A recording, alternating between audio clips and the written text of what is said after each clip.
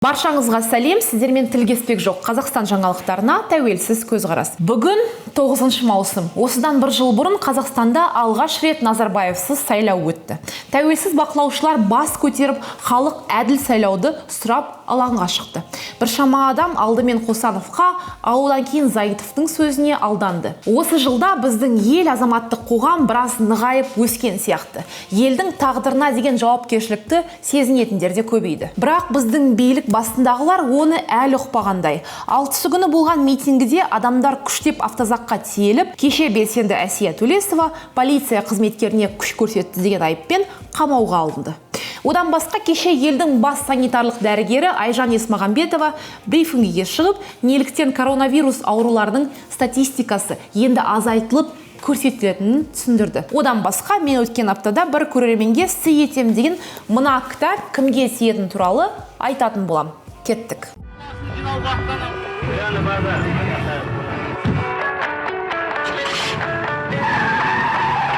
Алдымен Әсия Төлесовадан бастайық. Ол кеше кешкісін Алматыдағы уақытша тергеу изоляторына қамалды. Бұл туралы оның анасы Жанар Жандосова Facebook парақшасында жазды. Ішкі істер министрлігіне тиесілі полиция KZ сайты Төлесованың қамалғанын растап, оның үстінен қылмыстық кодекстің билік өкілін қорлау және билік өкілінің қызметтік міндеттерін орындағаны үшін одан кек алу мақсатында өміріне, не денсаулығына қауіпті емес күш қолдану бабы бойынша іс қозғалғанын хабарлады. Бұл баптар бойынша ең ауыр жаза 3000 МРП, 8,1 миллион теңге айыппұл салу, не сол мөлшерде түзеу жұмыстарына, я 800 сағатқа дейінгі мерзімге қоғамдық жұмысқа тарту, не 3 жылға дейін бас бостандығын шектеу, не бас бостандығынан айыру қарастырылған. Төлесованың жақындары мен белсенділер дүйсенбі күні желіде оны полицияға куәгер ретінде шақыртқаны туралы қағазды жариялаған. Шақырту бойынша полицияға барғанда алып қалған. Жанында адвокаты болса да, қамауды кейінге қалдыруға мүмкіндік болмады, деді Жандосова Власть KZ сайтына. Осыған дейін желіде Төлесованың жанында тұрған полицияның бетінен жұдырықпен ұрған сәті көрінген видео тараған еді. Бұл оқиға 6 маусым елде билікке қарсы наразылық кезінде түсірілген. Сенбідегі митинг кезінде полиция алаңға келген наразыларды ұстап, қарсылық шарасына кедергі жасады. Азаттық тілшілері, белсенділер және құқық қорғаушылар 6 маусымдағы митингіде кем дегенде 6 қалада 100-ден астам ұсталғанын көрген. Бірақ ішкі істер министрлігі бұл наразылықта тек 53 адамның ұсталғанын хабарлады. Қамауға алынған белсенді Төлесова былтыр Қазақстан билігі кезектен тыс президент сайлауынан жариялаған тұста Алматы марафоны кезінде жас белсенділермен шындықтан қашып құтылмайсың, әділ сайлау үшін деген плакат іліп 15 күнге қамалып шыққан. Ол Алматы Urban Air ұйымының да белсендісі.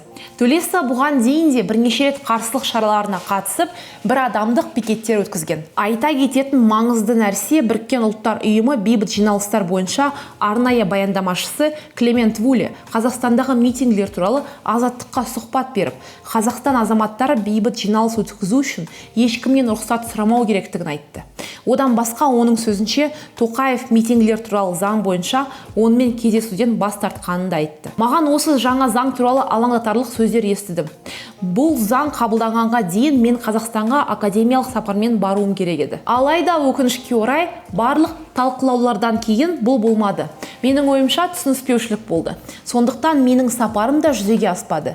Біз басқа мәселелерді де талқылауға тырыстық. Сондай-ақ Тоқаев билікке келгеннен кейін елді демократия мен заңның үстемдігін орнатуға уәде берген біліп, елге көмектесуге тырыстық. Менің рөлім үкіметтің, лидердің белгілі бір еркі болған кезде өтпелі кезеңдегі мемлекеттерге көмектесу. Менің міндетім, егер мен белгілі бір кедергілер мен проблемаларды көріп тұрсам, көмектесу, тәжірибе алмасу, кеңестер беру. Бірақ бұл болмады. Сосын Қазақстан үкіметі бұл заңды қабылдады. Мен өзімнің алаңдатушылығымды Қазақстан үкіметіне жолдаған хатымда соның ішінде ұйымдастырушының жауапкершілігі туралы және митингілер болатын жерлерде арнайы бөлінген орындар туралы сұрақтарды жібердім. Келесі жаңалық коронавирусқа байланысты. Кеше Қазақстан Республикасының бас мемлекеттік санитарлық дәрігері Айжан Есмағамбетова Алматы мен Астана қалаларында карантин талаптарын күшейту туралы сұраққа жауап берді. Науқастар санының артуы карантинді күшейту немесе жұмсартудың жалғыз фактор емес. Алматы облысын алып қарасақ, бір апта ішінде ауру өсімі 7%-дан асты. Сондықтан карантин күшейтілді. Астана мен Алматыдағы көрсеткіш 7%-дан төмен. Бірақ соңғы аптадағы оқиғалардың 30%-ы осы қалаларға тиесілі.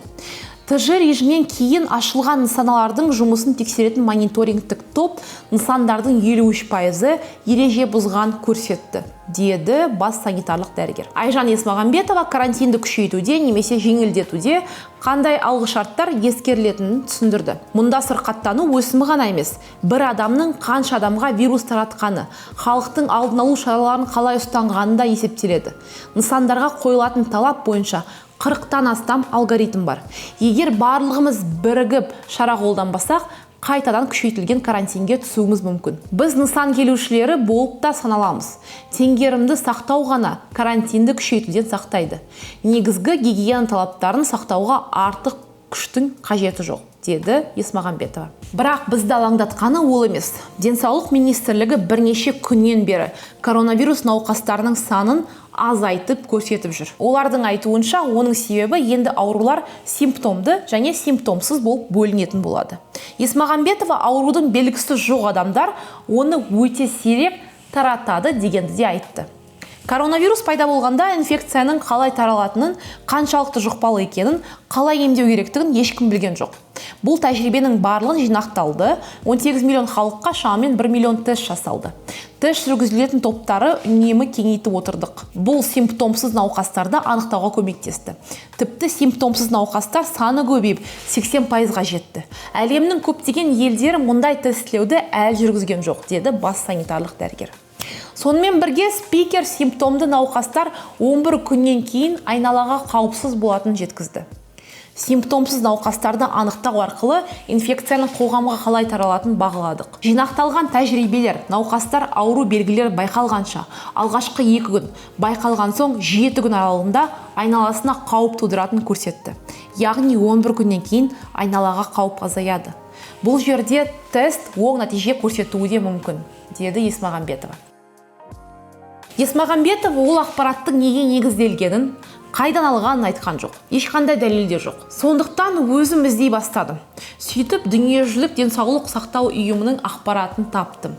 Олар да кеше брифинг өткізіпті және сол жақта барлығын адамша түсіндірді. Олардың сөзінше аурудың белгілері жоқ адам түшкірмейді, жөтелмейді. Сондықтан олар аз жұқтырады. Біздің шенеуніктердің әлемдегі барлық ақпаратты жасыруға деген құлшынысы мені тағы да таң қалдырады. Дүниежүзілік денсаулық сақтау ұйымына сілтеме жасауға және Есмағамбетоваға бәрін түсіндіруге тиым салады ма? Немесе барлық адамдар отырып өздері іздеу керек пе? Тұрғындармен ағартушылық жұмыс осылайша жасалмайды. Содан кейін олар WhatsApp-та қауесет пен өсек қайдан шығады деп таң қалады. Жұртты ақымақ санамай, барлық ақпаратты ашық айтыңыздар. Ал енді Сара Кэмеронның Қазақстандағы жұт туралы кітабы кімге тиетіні туралы айта кетейін. Бәріңіздің жазғаныңыз өте ұнады. Ақшам болса бәріңізге бір кітаптан сатып әперер едім, бірақ шіркін ондай мүмкіндік жоқ. Сондықтан осы кітап Хафиз Батырхан деген кісіге тиеді. Ол былай деп жазыпты: қайырлы күн әсем, осындай форматтағы істеп жатқан шығармаларыңызға рахмет. Ал енді кітап жайына келер болсақ, ол кітаппен танысқым келерінің бірнеше себебі бар. Бірінші, ағылшынша мынандай бір жақсы сөз бар: өткенді білмеген, соны қайталауы әбден мүмкін. Who do not remember the past are condemned to repeat it. Өз тарихын білген адам өз өмірін жақсырақ түсініп, қателіктерден сабақ алады деген сенімдемін. Кез келген мағлұмат алғанда жағдайға бүкіл жақтан қарап көрген абзал. Сол арқылы тарихи жайтты әр қырынан түсініп, объективті ой қалыптастыруға көмегі тиеді. Үшінші, сонау қиыр шығыстан келген зерттеуші бұл кітапты шығару үшін көп еңбек еткені көрініп тұр. Бұл адамның кітапты оқуға деген ынтасын одан сайын көбейтері сөзсіз. 4.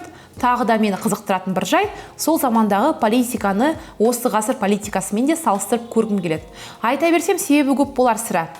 бірақ бастыларын жаздым деген үміттемін. Сол мақсатыма жетуім үшін тарихшы Кэмеронның бұл шығармасы маған пайдалы әрі объективті мағлұмат берер деген ойдамын. Пікіріңізге рахмет, Хафиз. За нами выехали Mail.ru мейлына жазыңыз, сізге кітапты жібереміз. Одан басқа қосарым, мен алдағы бағдарламаларда комментарийлерге жауап бере бастаймын. Сұрақтарыңыз, пікіріңіз болса, видеоның астына қалдырып, лайк басып, бөлісе отырыңыздар. Назарыңызға рахмет, амандықта көріскенше.